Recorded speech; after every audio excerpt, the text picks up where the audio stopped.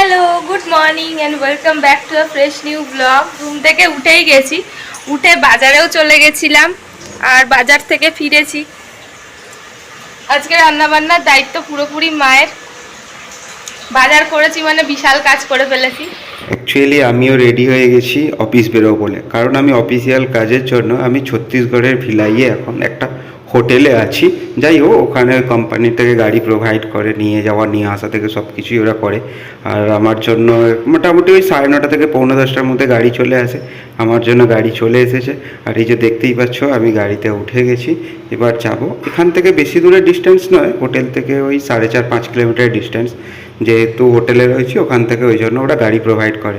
মা রান্না করুক আর আমি এখন বসে বসে লিচু খাই। কি করব, বেশি বেকার বসে থাকলে দেখবে বেশি খিদে পায়। আমার এখন সেই অবস্থা। আমার কাজ হচ্ছে সকালবেলা বাজার করে মাকে সবজি ফবজি যা কিছু কেটে দেওয়া, তো সেগুলো হয়ে গেছে। মা রান্না করছে আর এখন আমি বসে ল্যাদ খাচ্ছি। থেকে এই সব নিয়ে এসছি। এটা হলো পিসির, আর এইটা কি শুক্তো শুক্তো কিসের শুক্তো এটা?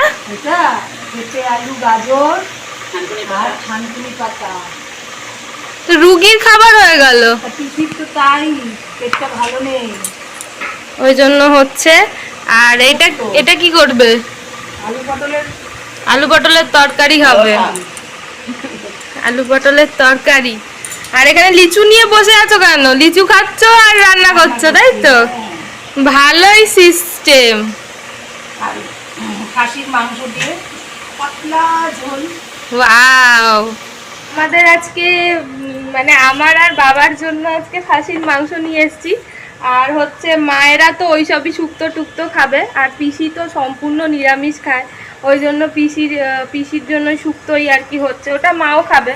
আর মা খাসির মাংস খায় না, ওই জন্য আলু পটলের তরকারি দিয়েই খেতে হবে। কি করা যাবে? মুগের ডাল। আচ্ছা, মুগের ডালও আছে। আর এই তো কেন তুমি পারো না? না, আমি মটন দিতে পারবো না। সেই তো। মায়ের জন্য ছোটবেলা থেকে আমিও মাটন খেতাম না, এখন বিয়ের পরে ওর পাল্লায় পরে মাটন খাওয়াটাও শিখে গেছি। হ্যাঁ, বিয়ের আগে থেকেই শিখেছি, কিন্তু আমাদের বাড়িতে কোনোদিনও মাটন হতো না। কারণ হচ্ছে আমার মা খেতেও না, ছুতেও না, ইভেন ধোবেও না। আর হলো কেউ আসলে তাকে দিয়ে রান্না করাবে, ওই জন্য মাটনটা সেরকম হতো না। কিন্তু এখন তো জামাই আসে, জামাইকে রান্না করে খাওয়াতে হয়, কিন্তু ধোয় না। কত দূর? এই তো কষা হচ্ছে। হ্যাঁ, কষা হয়ে গেছে, এখন প্রেসারে যাবে। প্রেসার কুকারে সিদ্ধ হবে, ওটাই বেশি ভালো লাগে। হ্যাঁ, সবাই চলে এসেছি খাওয়া দাওয়া করতে। বাপি ওদিকে রেডি হচ্ছে খেতে বসে বলে, আমরা খাওয়া দাওয়া করে নিই, তারপর দেখা হচ্ছে। আর এই যে এখানে রেডি হয়ে গেছে। এখন এটা পিসির জন্য বাড়া চলছে। ভাত পিসি ওখানে আলাদা বসে খায়, কারণ এখানে সব ঠেকাঠেকি হয়ে যায়, তাই তো।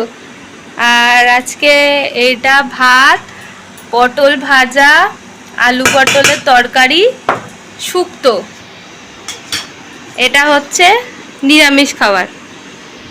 আর মেন যেটা আকর্ষণ সেটা কোথায়? এই যে আটা দিয়া আর দেবো সবজি। ও, এই তো। আজকে মাটন হয়েছে বলে আমি সেরকম বেশি কিছু আইটেম দিয়ে খাইনি, শুধু শুক্তো দিয়ে একটুখানি ভাত খেয়েছিলাম, কারণ শুক্তোটাও কিন্তু খুব টেস্ট হয়েছিল। তারপরে চলে আসলাম পুরো সোস্টপার মাংসে, কিন্তু মা জাস্ট প্রেশার কুকার থেকে খুলে আর কি দিয়ে ওটা বেড়েছিল, তাই জন্য এত গরম আমি ধরতে পারছিলাম না, তবুও তাড়াতাড়ি করে খেয়ে নিলাম। ওদিকে ওরা মটন খাচ্ছে আর এদিকে আমি ভেজ থালি খেয়ে বসে আছি দুপুরে। যাই হোক, দুপুরের লাঞ্চ কমপ্লিট করার পর আমার কিছু কাজ থাকে, ওই কাজগুলো আমি কমপ্লিট করে নিই। করে নেওয়ার পরে ঠিক সন্ধ্যের দিকে 6টার দিকে ওরা আমাকে গাড়ি প্রোভাইড করে, আবার হোটেলে ছেড়ে দিয়ে যায়। এইভাবেই আমার এখন দিনগুলো কেটে যাচ্ছে।